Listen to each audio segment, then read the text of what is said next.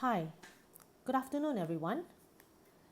Okay, so today, this afternoon, we are going to talk about does big data work for human resources? Now, thank you everyone for joining us for this webinar session. Um, we have about 50 participants in this webinar session. So if there is any questions that you have during this webinar session, please feel free to either public chat with me using the public chat tool at the top of the screen, or if you do not wish to share your question with everyone else in this webinar, you may then actually give me a private chat as well. Now, how do you private chat? You can actually just type my name, Pat Yo, and then just send a private chat message to me, right? Okay, my name is Pat. I'm actually the Managing Director of PM Resources in Berhad. Now, PM Resources is basically an outsourcing services provider in HR consulting and HR management, including payroll services or payroll outsourcing, HR management services, any sort of HR consulting, as well as we are also a training provider that is certified by HRDF. Yeah. Okay, so today we're going to talk about does big data work for human resource?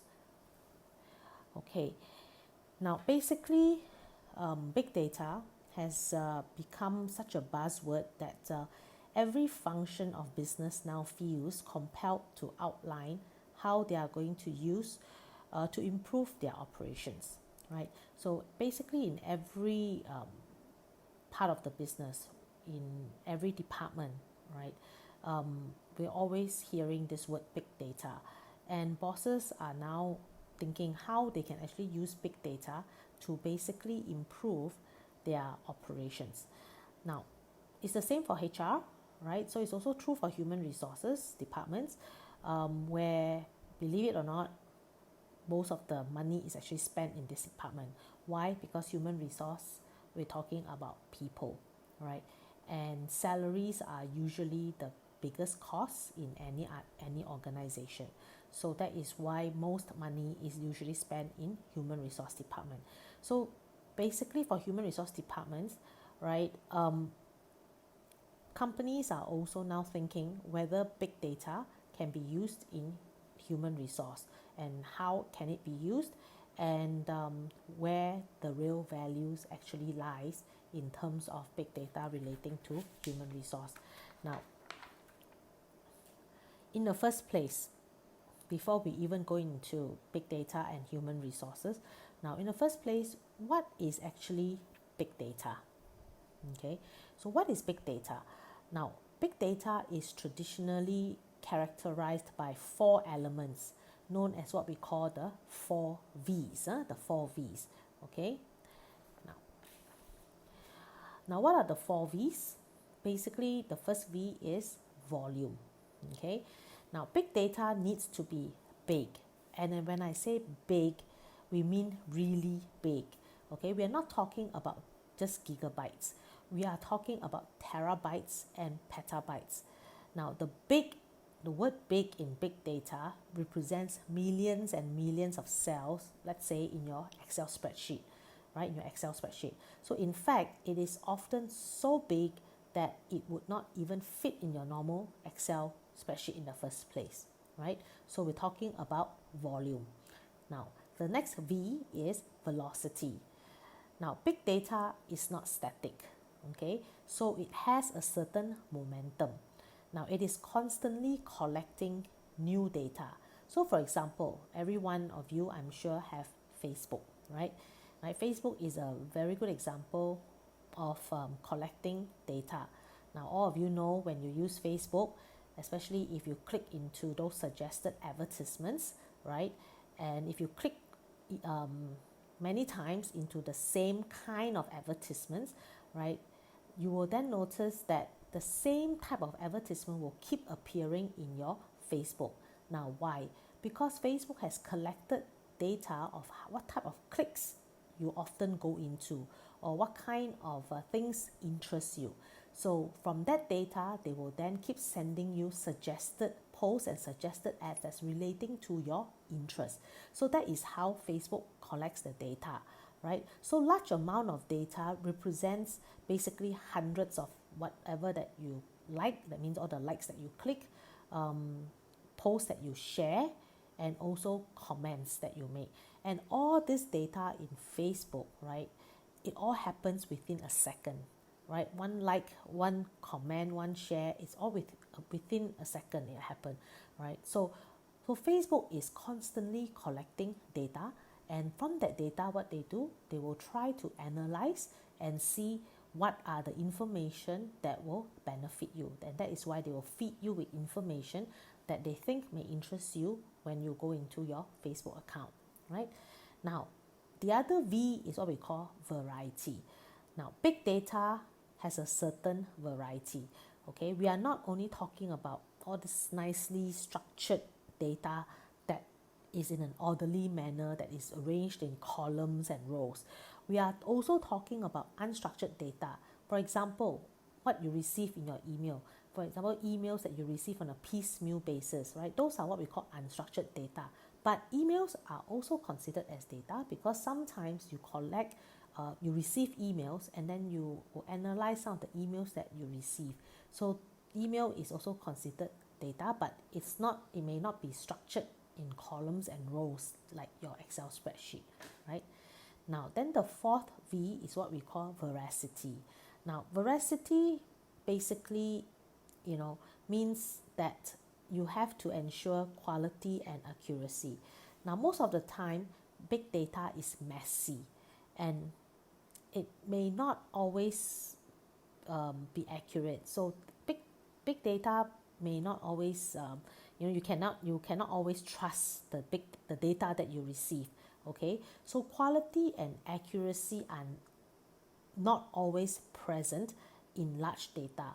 So actually, when you have data or when you collected enough data, all this data needs to be clean, right? It needs to be clean as part of the process, okay, of the process of analyzing big data. So before you can actually even analyze any big data, whatever raw data that you collected, you have to clean it first, filter them, make sure that you only capture those information that you need. Now, because of this, you basically need a lot of data, right? Only with large quantity of data, then are you able to narrow down to information that is useful and correct, right? If you do not have enough data, right, and when you start narrowing down just a little bit of data, then there will be more errors, right, or more inaccuracy than you need. And at the end of the day, you may find that all the data cannot be used or it's not accurate at all, which is why you need to have large quantity of data. So the large quantity of data therefore make up for the decreased in reliability of individual data points, right? So the more data you have, the more information you have to clean and filter, then the more accurate your data will be, right? Because you are actually analyzing a large pool, right, which will be more accurate than you just analyzing a small pool of data. Okay, right? Now,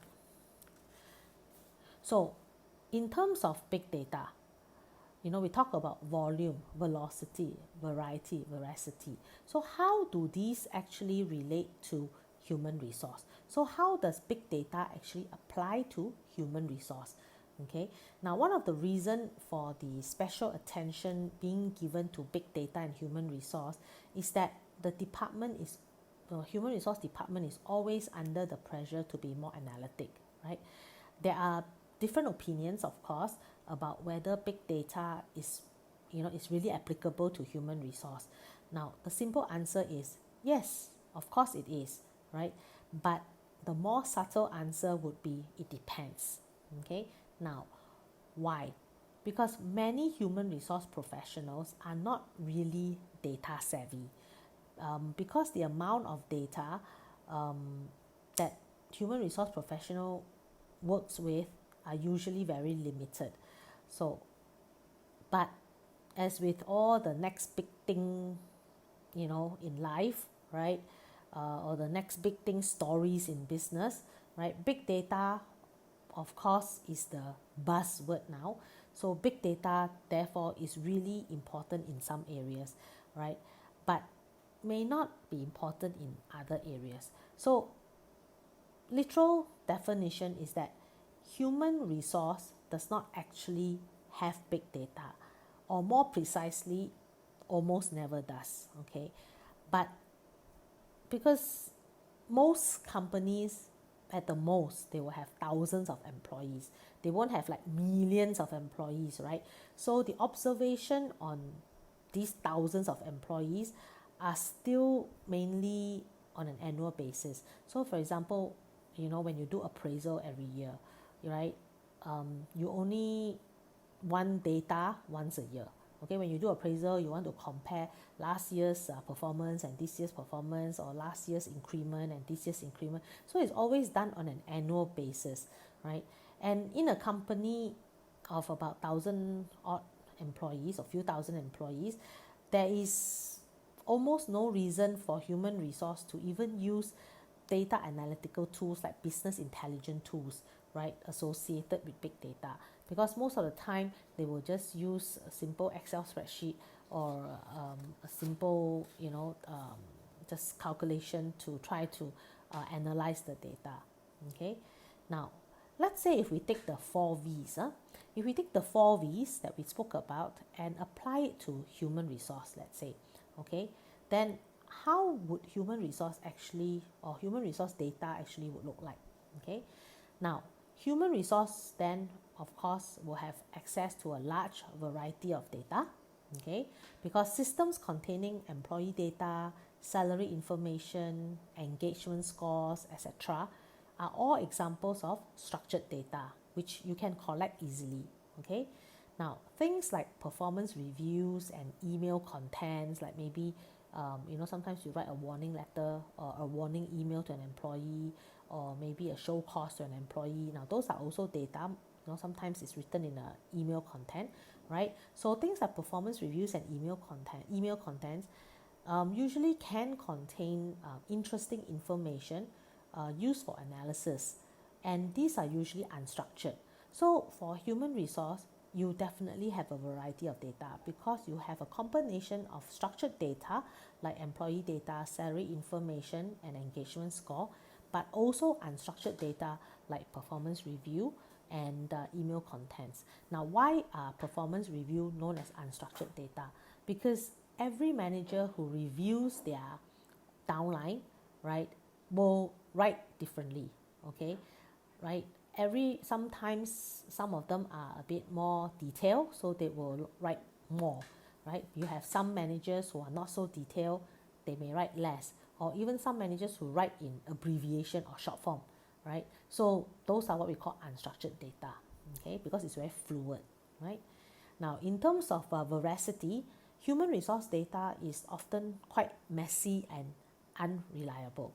Okay, now data like someone's career history within the organization, okay, is often missing because the old data is simply overwritten by the new data, right? So in addition, a lot of if your company went through a lot of reorganizations or restructuring, right, then it's even more difficult to keep track of how long someone have actually stayed in a function. So for example, how do you know that someone has kept the same responsibility when his or her job title or job function title has been changed twice in the last 3 years? Because sometimes an employee doesn't get a promotion, right? They do the same job, but then the title changes, maybe due to a restructuring or reorganization, or maybe the company gets bought over by another company, so they have a different names for different positions, right? So the title change, but the job function is still the same, right? Now, then how are you going to keep track of the different titles? Because usually you will just overwrite the old title with the new one, because it's not a promotion, right? Now, in terms of volume, now overall the volume of data in human resource is actually quite low. Now we have not seen a large database with employee records exceeding like a few gigabytes. Okay, now this is not necessarily a bad thing, but it actually makes human resource data the exception compared to other data that you can find in the organization, right? So usually big data is normally bigger. As I mentioned earlier, big data we talk about petabytes, terabytes, right? So petabytes and terabytes. So also for human resource, it's not even that big, at the most maybe gigabytes, right? So, but big data normally is bigger. However, big data is still significant in human resource because for the average human resource professional, a few gigabytes of data is already big for human resource. So in the definition of big under human resource, right, gigabyte is already big. Although gigabyte may not be big for other departments that are also analyzing their own data, that could be a lot bigger than gigabytes. Okay, but for human resource, if you have gigabytes of data, it's already considered big, so it's still considered as big data in human resource. Now the velocity of data in human resource is also quite low, right? Because human resource data is generally quite static. For example, records are only changed when someone switches functions or when the person gets promoted or has an increment, right? Or maybe the person got transferred or departments been reshuffled and so on, right? Other than that, the data actually is normally quite static. It's not, it's not fluid in that sense. So HR data are usually quite static, okay, right? Now, however, apart from variety, veracity, volume, and velocity, the 4 V's in big data, human resource is special, okay, because human resource have what we call a 5th V, which is human resource data definitely holds value, okay, right? Now, when you leverage it in the right way, okay, it can be used, the data that you collected for human resource, it can be used to uncover workforce risks, okay? It can actually make better people decisions, will help make better people decision, and it will also help in building competitive advantage of the company, right? So even though the data in human resource that you gathered is not as big as other data, right? It may not be as fluid as other data, right? You may not have so much data to play with, but it still holds value, right? Because it helps your leaders and your bosses to make sound decisions, okay? For example, now in COVID-19, okay, I'm sure a lot of you who are in HR, your bosses is now asking you, can you give me the attrition rate for last year, okay, compared to this year? Can you give me the increment rate for last year and this year? Can you give me the no pay leave, compare this year and last year and so on? Why? Because during COVID-19, a lot of companies are going through a restructuring process, okay, so they need to compare, what happened last year and in comparison to this year, how many people they need to cut, whether they can actually do a salary reduction, whether they can transfer people from different departments and so on, right? So that is why big data still, human resource data still holds value, okay, right? So big data, of course, is relevant to human resource, okay? So as I mentioned earlier, does big data apply to human resource? Okay, now with the continued growth of the COVID-19, so now we are in COVID-19, okay, so everybody is talking about COVID-19, a new normal and so on. So with the continued growth of the COVID-19 pandemic, okay, because it's, whether our CMCO get lifted or whatever, the virus is just not going to disappear. It will still be living among us, right? So because it's going to be an ongoing pandemic, right, until we find a vaccine for it, our leaders are going to be asking for regular updates on our employees' health, okay? Most likely some of the companies are starting to be worried about their employees' health. So they will want to get updates about their health.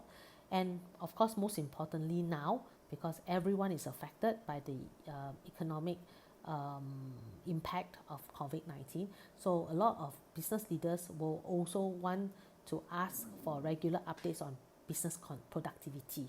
Okay, how productive are we, and and so on. So business productivity is another thing that a lot of leaders will be looking into.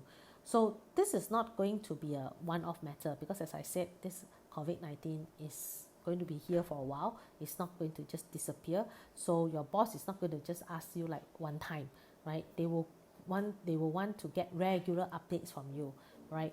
So to go back to what we had before, okay, the path back to normal, right, will be a long and gradual journey, which means we really need to, or HR really need to approach data collection, reporting and analysis with an emphasis on repeatability. So don't think that your boss will only ask you once. Your boss will be asking you over and over again for the data, because as long as COVID-19 is still among us, your bosses will want to know. Okay, and as I said, the path of going back to normal is going to be slow, so we have no choice but to live with the new normal. Yeah.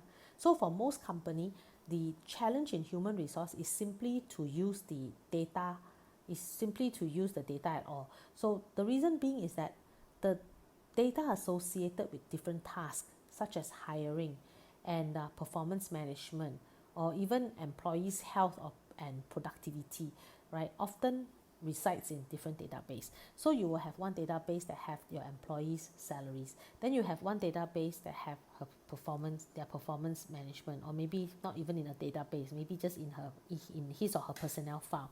Or you may have another location that captures, it's his health, his medical leave and so on, or annual leave and so on, and his performance, right? So all the information relating to one employee could be in different location, in different systems, different database. So unless we can get all this data in all these different systems and different database to be compatible, right, there is no way to ask even the most basic questions, such as if your boss asks you which employee attributes predicts who will be the most, your boss may ask you, right, which employee attributes predicts who will be more adaptable working remotely, and whether those who often take medical leave are the ones who will most likely be more susceptible to be infected with COVID-19, and so on, right? So your bosses may want to ask you to share analysis relating to questions like this. Now, so in what I mean is that most companies, and that includes a lot of the big companies as well, the multinational companies as well, right, don't need to use what we call fancy data tools or fancy business intelligence or analytical tools, right? So for HR, all they need is a database manager to help clean up all the data that they need, right, and put it into a simple software, consolidate them all into a simple software. Sometimes even spreadsheets in Excel, okay, may work, right, depending on how many employees you have, right? Because Excel spreadsheet is actually, if you know how to use the macros and pivot tables and so on, it's actually quite a powerful tool, right? So even Excel spreadsheet can be used to do analysis that most human resource departments need, right? And some companies, of course, there are some companies who will use very changi kind of business intelligence tools, which can help combine the data, but it really depends on how much data are you looking at. So if you're not looking at a lot of data, sometimes using Excel to consolidate and combine is good enough. Yeah. Okay. Now, what happens after you combine all this data? Okay, from different databases or different systems. So what happens after that, right? Now, so after combining this data, right, then it will of course be much easier for you to do the following. Now there are a few things that you need to do. The first is aggregating the data. Okay, now most human resource reporting actually consists of ad hoc reporting, right? As and when your boss say, give me the numbers, then you have to just ad hoc just give them. But it's not like every month he needs. Sometimes he needs, sometimes he doesn't. Okay, right? Now different extracts are manually combined. Okay, so you will extract all the different information from different database, and then normally what you do is after you've extracted all from the different database, you will manually put them into your spreadsheet. You combine them together so that you can then provide your bosses with the reporting that he wants, right? Now of course that will be what we call, when you use Excel use Excel, you have to extract from different areas and combine, right? Now unless you use business intelligence tools. Now if you use business intelligence tools, of course it will help in aggregating the data and enable automated reporting. So if you have those very chunky business intelligence tools that is able to, after you combine all the data, put inside this business intelligence tools, then of course automatically you can aggregate and churn out automated reporting. Now so it really depends on your company, right? If it's not a lot of data that you are actually analyzing, then usually just manually combining them is good enough. Unless you have a lot of data that you need to look into, then maybe you need to invest in a business intelligence tool, right? Now then secondly, after you've aggregated the data, you need to visualize the data, right? Now most human resource systems are transactional systems, like for example payroll system, right, that generate transaction data. Now transaction data describes an event using a time, right, using a time dimension and a value which refers to one or more objects. So for example, let's say you have a candidate, and he's hired on a certain date, okay, and on the employee's contract, it says the termination date is on a certain date. Now you will of course record the hiring date, right, as a separate entry in the system compared to the employee's termination date, in a separate entry in the system. So you may have one is a hiring date and then one that says termination date, right? Now these systems are of course built to keep records, right? So you have, let's suppose, for example, your payroll system. You input all this data in there is for you to keep record only, but it doesn't do anything else, right? It doesn't report, it doesn't visualize the data, right? So again, you may need to then extract all this data from your, let's say, your payroll system, into an Excel spreadsheet to do an analysis, or you may want to use the business intelligence tools, right? Because business intelligence tools then of course are very good in aggregating data from multiple systems and visualizing it. Yeah, okay. Now the third thing is what we call analyze data, or analyzing data. Okay, so this is the key thing, right? The whole purpose of big data is the analytics, right? So the final step of course is data analytics. Now business intelligence tools, if you have them, are of course much better at analyzing data, right, than your average human resource systems or your payroll system and so on, right? So it will enable you to statistically analyze large quantity of data if let's say you use business intelligence tools. If not, then you have to stick to Excel, and Excel of course, as I said, if you are very good in Excel, you can put in macros and pivot tables and so on, then it will also be able to help you to analyze your data. Okay, so whether big data applies to human resource, right? Yes, of course it does, right? Because what I think is big data applies to human resource, as human resource analytics is a way to generate valuable insights into the workforce. Okay, now this can be done using data sets that are larger, okay, than most human resource professionals have ever worked with, right? And that is the essence of big data, right, in human resource. However, the very nature of human resource data imposes some limitations on analysis. So for example, some employees' data maybe cannot be moved legally, okay, and easily. So for example, multinational companies cannot legally examine employees' data across countries at the same time. Why? Because they have the Personal Data Protection Act or the Private Agency Act and so on, right? And in some countries, analysis of an employee data that could review the possibility of adverse impact, right, on protected groups like maybe female employees, okay, in a particular department, okay. Maybe some female employees in a particular department are paid less than the males, right, and this may trigger, the need for legal and management responses that would not happen in other parts of the business, right? Because in other part of the business like sales or marketing, when they analyze data, they don't analyze, salaries between males and female in the employees, right?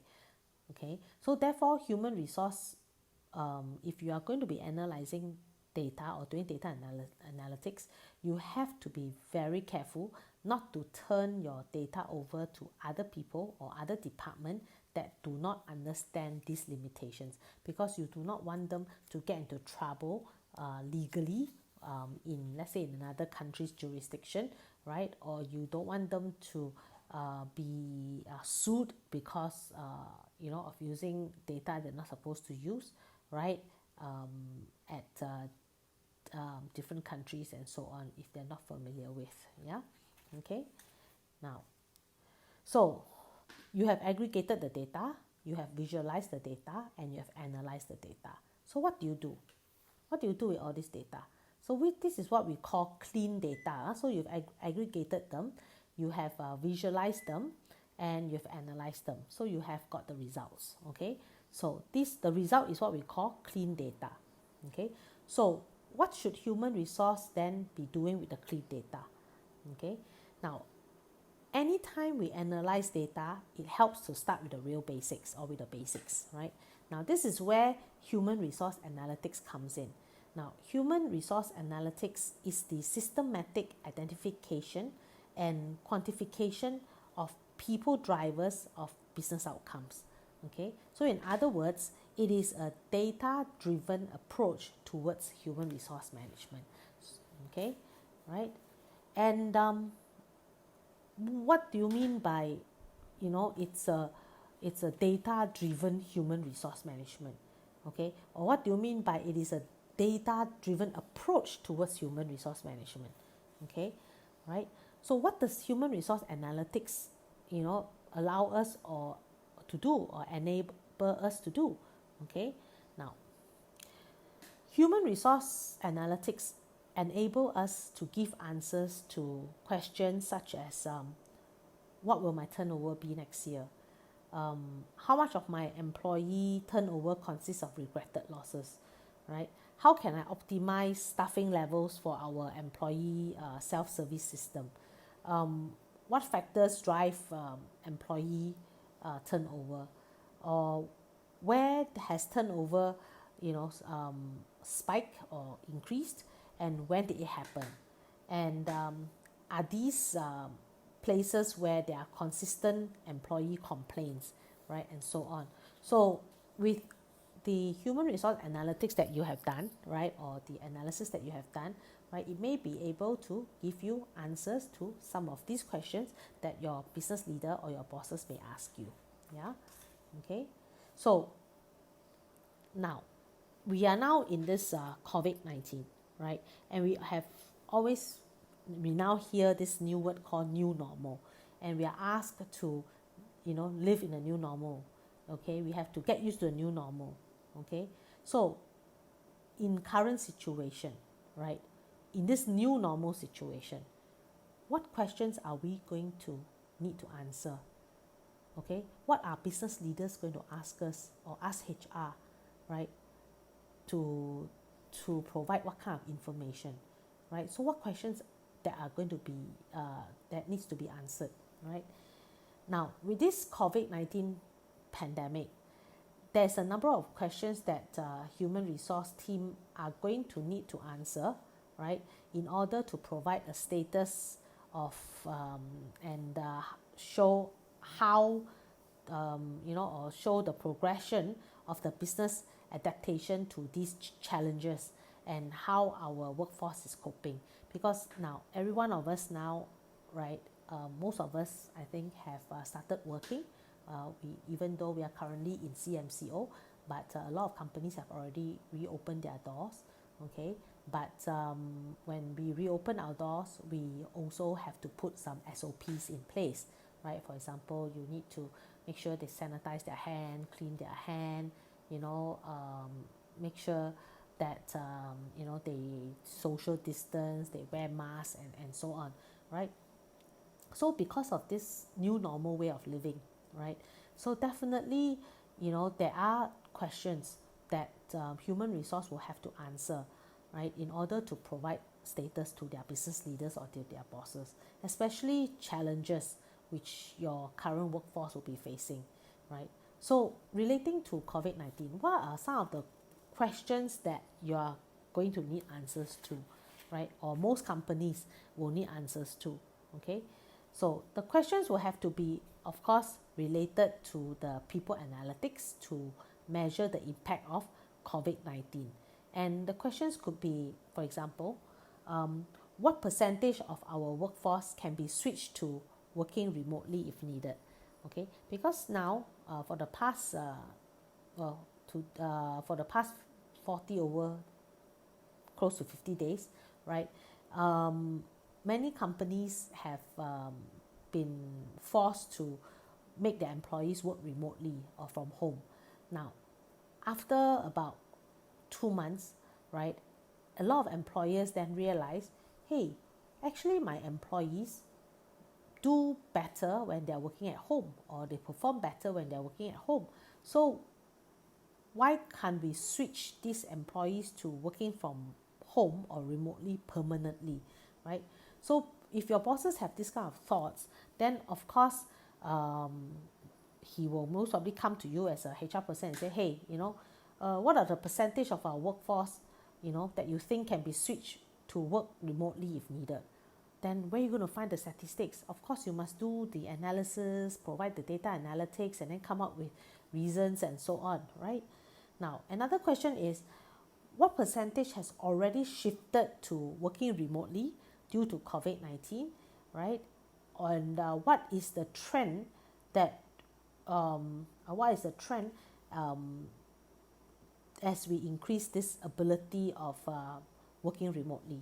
Okay, so maybe some of your employees have already you have already told them that, okay, now permanently you can work from home, right? So you want to know how many of these people you have converted to working from home, and what is the trend, as we increase this ability, okay? What's the trend out there, right? Is everybody doing the same, right?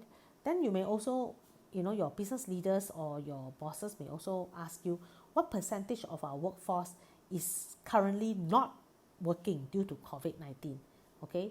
Right? Maybe because of COVID-19, they're not working. Like prior to our CMCO, a lot of the retail shops, right? Those even big retail chains, right? They are not working, okay?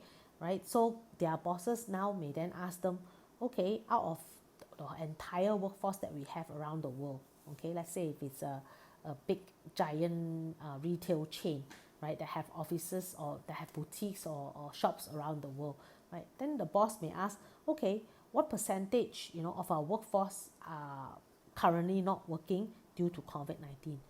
And then they may further then ask, how are infection rate trending in the countries or states, that we have employees?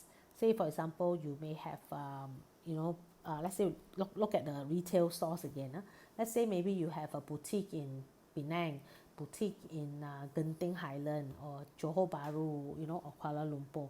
Then you will be very concerned, what are the, how are the infection, rates trending in the states that your employees are working in? Because if let's say where they are living is a red zone area, then you need to then plan, okay, can the person continue to work from home because the person cannot come out, or how, right? So that's why you need all this information, then only you can make decision. So for example, if this person is in red zone area, okay, are we still going to keep him? How long is the red zone going to be for, right? Or are we just going to let him go and just retrench, right? So all this information will help you make sound decisions. Yeah, okay. Now there are also a lot of other questions. So for example, right, your managers or your business leaders may also ask you, what is the risk level of our workforce in a given area based on age, distribution, and what we call often the other relevant factors. So your bosses may also want to ask you, what's the risk level of our employees getting COVID-19? How many are actually above 50, or how many are actually below 30, and so on, so that then they can have a fair gauge on whether the COVID-19 attack only a certain type of people, and so on, right? Now your bosses and your business leaders may also have questions like, do we have any locations that are genuinely or significantly impacted by COVID-19, related absences? So maybe there are some of your shops have already been open, right? Or maybe some of the retail stores have already been open, right? But because of the employees did not come to work, okay, maybe the employees missing in action, or maybe this did not come to work, then you will want to know, do you guys have, or do the company have any location that are significantly impacted by COVID-19, which caused the disappearance or the absence of the employee, okay, right? Other question could be, what is the average duration an employee being unavailable due to COVID-19? So let's say you may have an employee that cannot return to work, right? So what is the average duration of any of your employees that, due to COVID-19 becomes unavailable? Now, it could be due to illness, it could also be due to fever, and it also could be due to, other factors as well, right? Okay.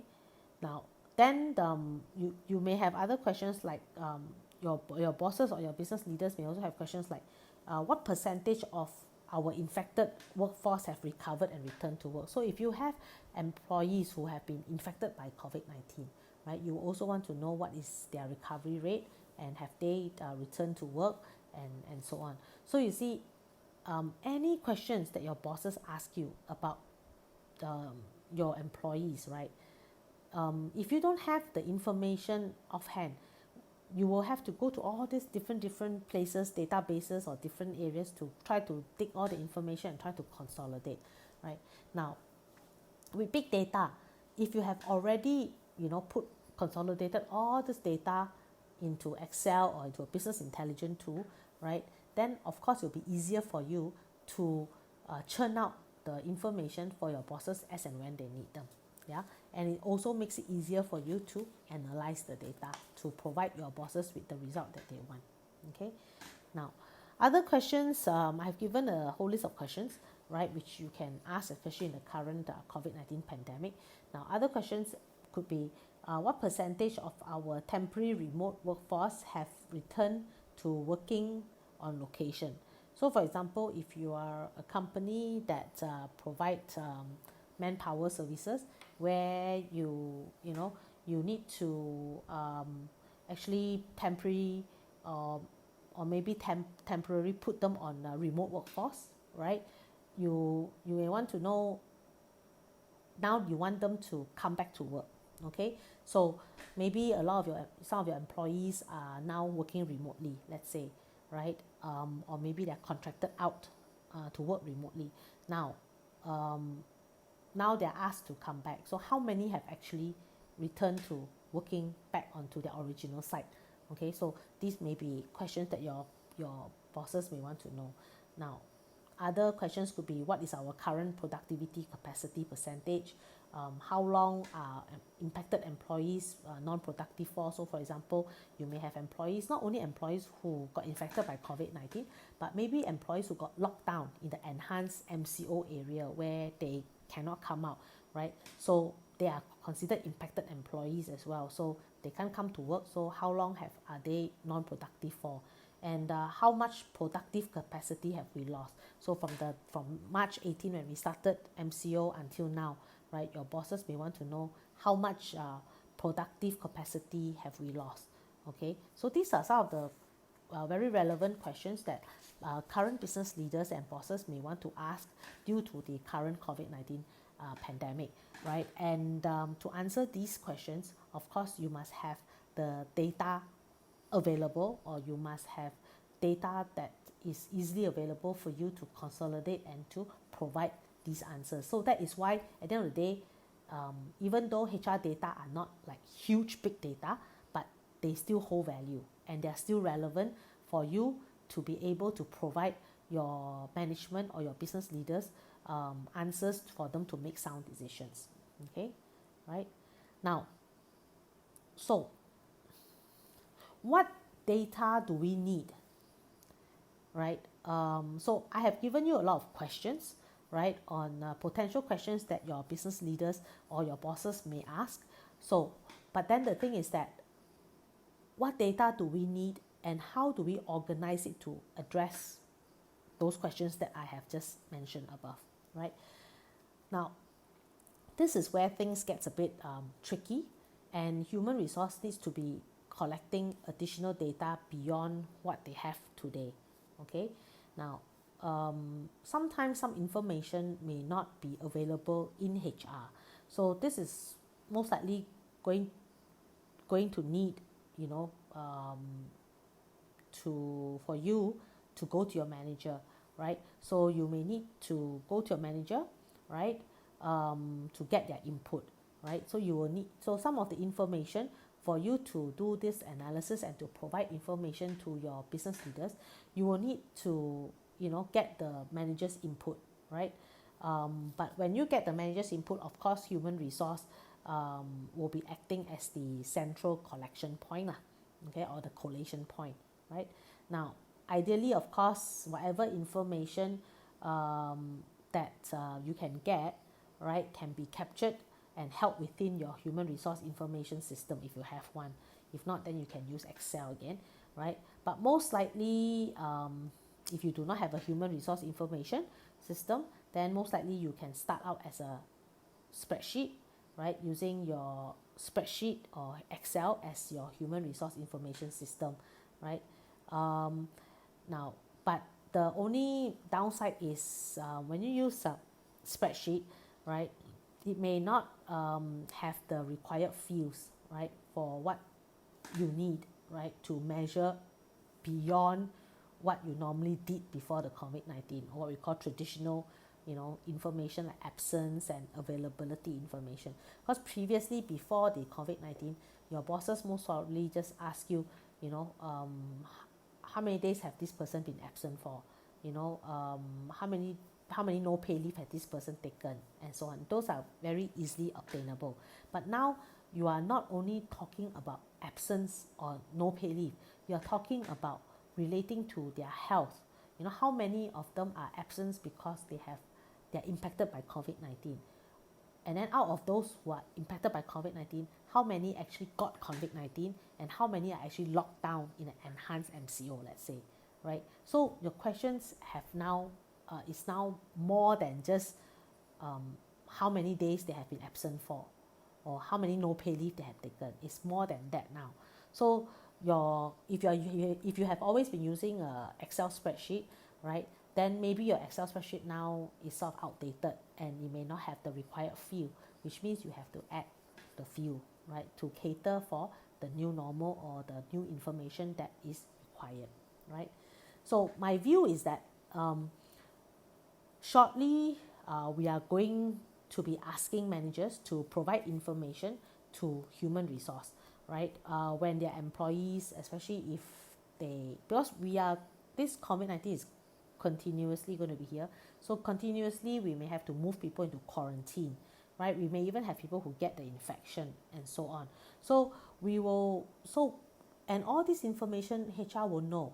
Only the line managers will know, because the line managers are the one working with the employees, right? So you will need to be asking your managers to provide information, right? How many of them have actually moved into quarantine? How many actually were infected? And when did they start work, or when did they stop work, especially when they were working remotely that time, okay? Let's say they were working remotely and then they became sick. So when did they stop working remotely, or when did they come back to work after they have recovered, right? Now this may or may not also be in association with human resource information, event recording, absence or similar, right? But if your human resource information system, is already recording absence or similar information, then of course you can use that to consolidate, okay? But it may not be associated with whatever that you have in your human resource information system already, because whatever you have in your human resource information system are data from pre-COVID-19, right? So now that we're in COVID-19, your data is different now, okay? So of course, so you will need to then decide, whether you can continue to use the existing system or existing database, or maybe you have to create a new one. Yeah, okay. Now, as this data is collated, as you are collating all this data, you of course need to make sure that you can collect a few key data points, okay? Right? It's important that you know what you're collecting. So there are a few key data points that you may need to collect, okay? So I'm using this COVID-19 as an example again. So data like how many is able to work from home, the ability of them working from home. How many are already currently working from home?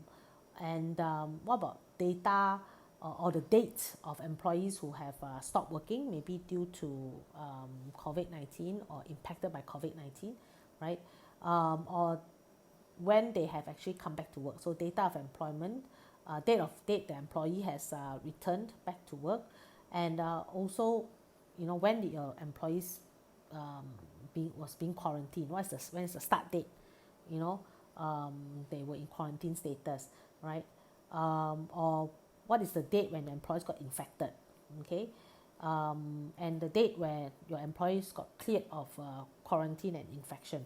Okay, now all these are very important key data points that you will need to collect, right, in order for you to monitor the well-being of your employees, especially in this current situation. Okay, right?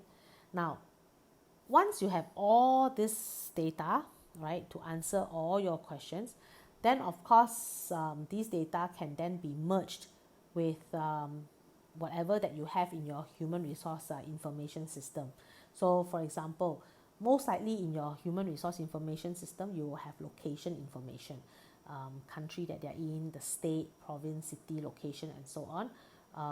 And depending on your site level, whether it is you're comparing it to your global companies or your internal national statistics, right? Of course, in your human resource information system or similar, you will most probably have personal information such as age or gender. If you do not have a human resource information system, most likely some of this information is stored in your payroll system, okay? But of course, if you did not input such information into your system, then you don't have any information, okay, right? And your human resource information system may also have things like the employment type, the employment type of the employees, whether they are permanent employees, temporary employees, full-time employees, are they a contractor, part-time, and so on, right? So a combination of these event-related data alongside, the event-related data is the COVID-19 data, let's say, right? Along and you combine it with whatever information that you have in your human resource information system data, then it will, once you combine, then it will give you the ability to track over time the status of your workforce, right? So you can then easily extract the data to report to your management or your business leaders, and analyze the trend and impact on the business overall, right? So it is, so basically you will need to collate data from different areas. So, you may need input from your managers. You may combine data from your existing systems, right? And so on. Then once you combine, then you can analyze and provide sound information to your management so that they can make sound decisions for the company. Yeah, okay, right. Now there are some data points. Okay, some of these data points can also be taken indirectly from your existing systems, right? So it's of course going to be quite challenging, right? To collect and keep all the collated, and keep the collated information or data, right? That you already have, right? Or maybe you can actually get data from some additional systems, right? Like facilities and IT access and so on. So sometimes, for example, if you do not have a human resource information system, but you want to track the employee's location, and you realize that in your HR systems, there's no way of tracking your employee's location. So you may then need to go and ask IT or your facilities department where they have given, access cards to your employees, right? So that you can track whether they did come back to work or they didn't come back to work, right? So depending on the what information you need, not necessarily this information have to come from your line managers and from human resource. It may also need to come from your IT department or even your facilities department, right? In order for you to collate the data so that you can consolidate to give you for you to analyze and to provide the information to your bosses and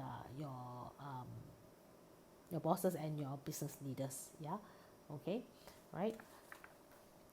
Now there are actually examples of what we call business logics that some of the organizations or companies that we are talking about that have been using. So basically, remember just now I mentioned that you have to collect your data from different data points. So it can be from your human resource information system, it can be from your payroll system, it can be from your you can go and ask your IT department, you can have input from your managers, and you can even go to your facilities department, right? Now, once you have all this data and you put them all together, it actually provides you with what we call business logic, okay, right? Then you will be able to piece them together and you have something like this, right?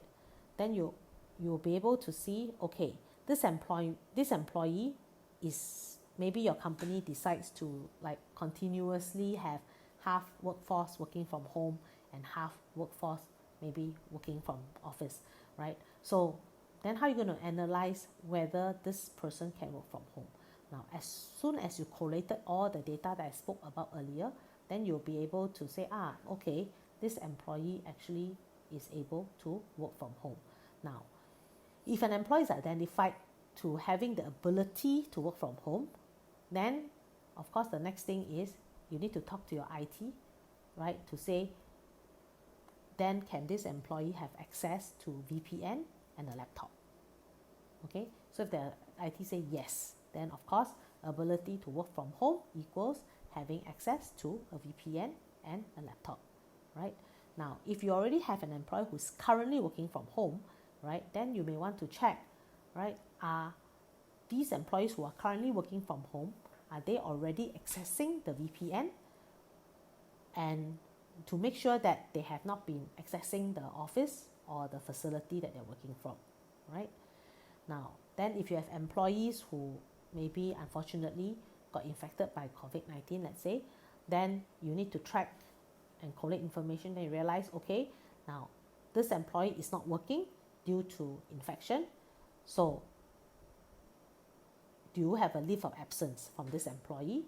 And you need to also make sure that this employee do not have VPN access or access to the office or the facilities, right? So with all this big data that you have collated and put into place and analyzed, then you are able to make sound decisions. Sound decisions like whether to give the employee VPN access, whether to give the employee a laptop, whether the employee can access the company or not, and whether the employee, is granted no pay leave or sick leave and so on, right? So with all this data, then you can actually then get answers to your questions.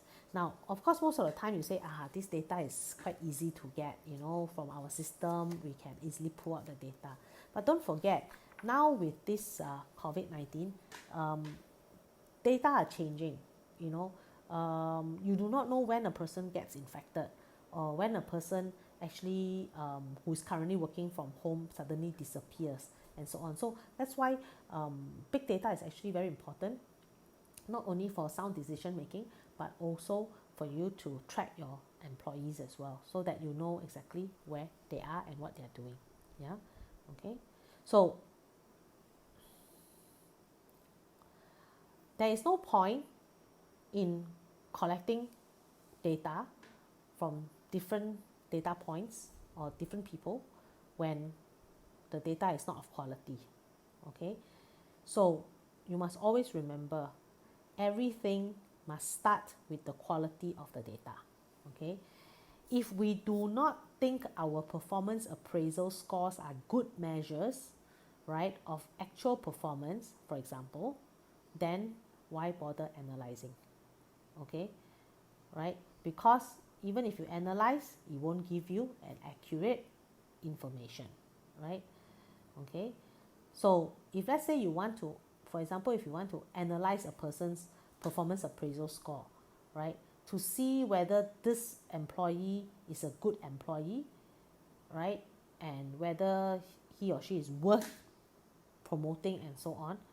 Now, if your performance appraisal scores are not of good measures, that means you look at the performance appraisal, you realize it doesn't really help the information here, then why bother analyzing that performance appraisal?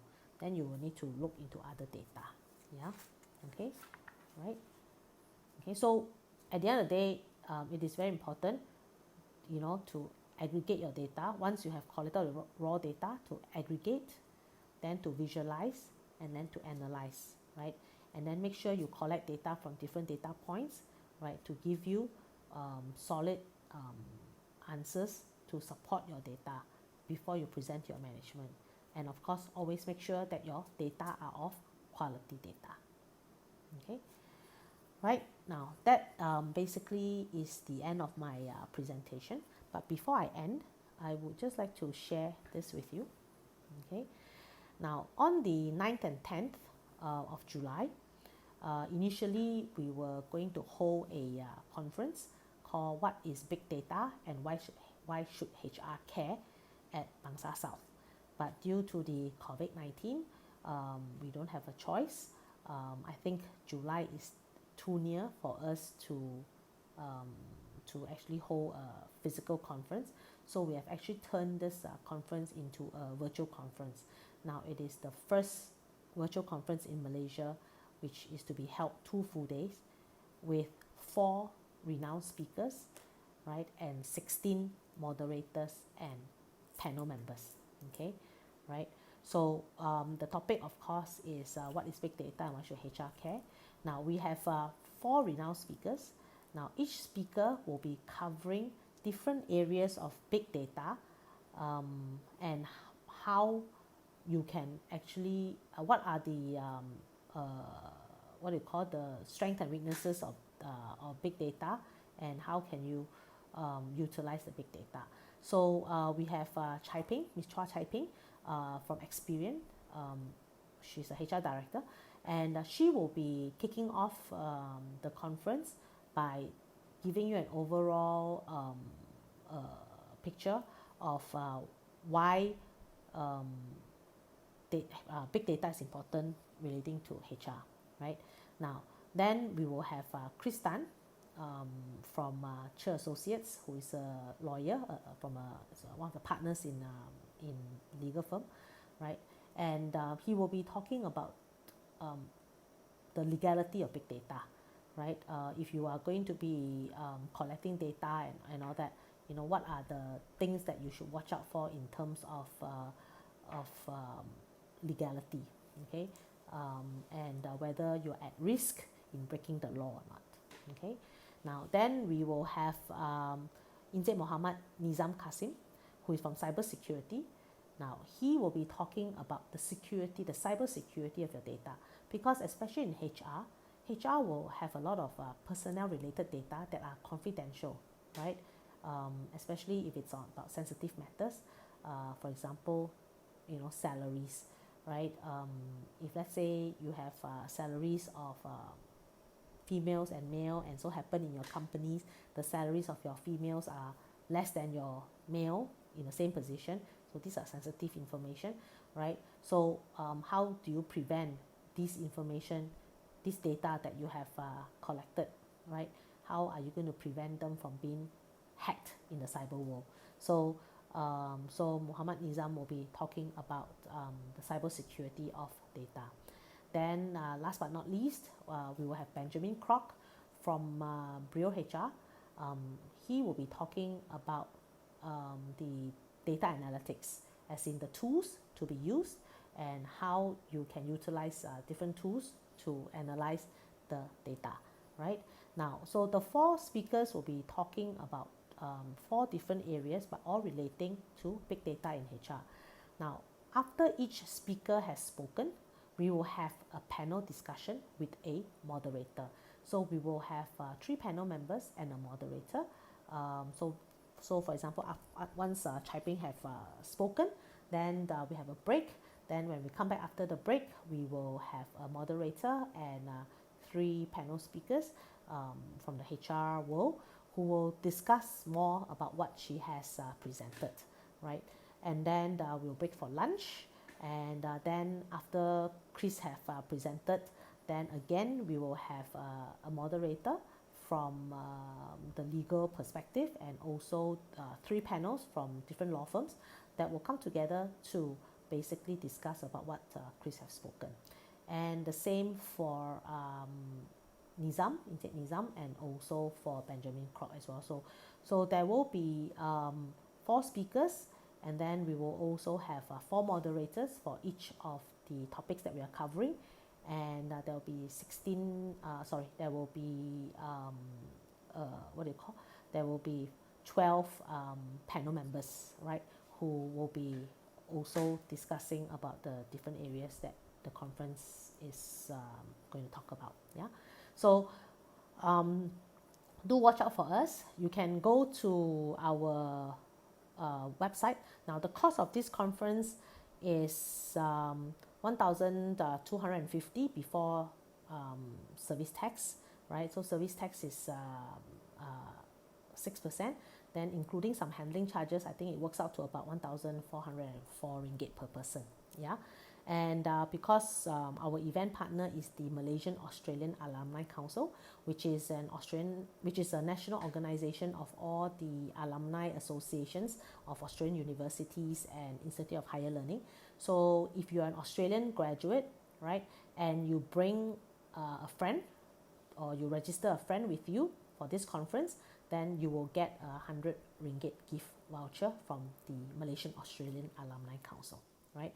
So for more information, go to our website, okay, and you can actually buy a ticket from our website as well, right? So so if you have any questions, my email is on the slide. You can actually email me if you have any questions, or feel free to join any of our social media platforms. And if you are interested to participate in this conference, just go to our website, right? And you can actually get more information from our website, including the profile of all the speakers, the moderators, and the panel members, and also the link to buy the ticket. Yeah, okay. Thank you very much for joining us this afternoon. If you have any questions, please feel free to public chat me or personal chat me. Yeah. Okay, if there's no questions, then no further questions from the participants, I would like to thank you for staying with me this 1.5 hours or so, right? And I look forward to seeing you at our conference. Yeah, thank you very much, and have a good day or good evening.